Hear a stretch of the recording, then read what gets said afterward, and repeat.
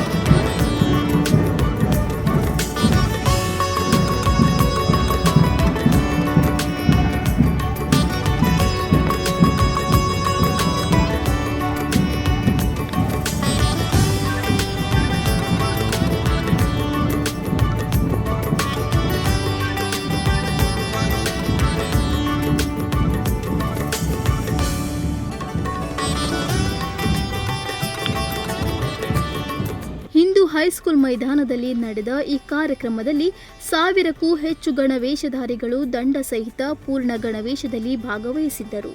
ಸಭಾ ಕಾರ್ಯಕ್ರಮದ ಬಳಿಕ ಸಂಜೆ ಗಣವೇಷಧಾರಿಗಳು ಪಟ್ಟಣದ ಪ್ರಮುಖ ಬೀದಿಗಳಲ್ಲಿ ಶಿಸ್ತುಬದ್ಧವಾಗಿ ಪಥ ಸಂಚಲನ ನಡೆಸಿದರು. ಹಿಂದೂ ಹೈಸ್ಕೂಲ್ನಿಂದ ಆರಂಭವಾದ ಈ ಸಂಚಲನವು ಗೀತಾಂಜಲಿ ವೃತ್ತ, ಸವಿತಾ ಸರ್ಕಲ್, ಮಾರುತಿ ಗಲ್ಲಿ ಮಾರ್ಗವಾಗಿ ಸಾಗಿ ಕೊನೆಗೆ ಹಿಂದೂ ಹೈಸ್ಕೂಲ್ ಹೊರಗೆ ತಲುಪಿ ಮುಕ್ತಾಯಗೊಂಡಿತು.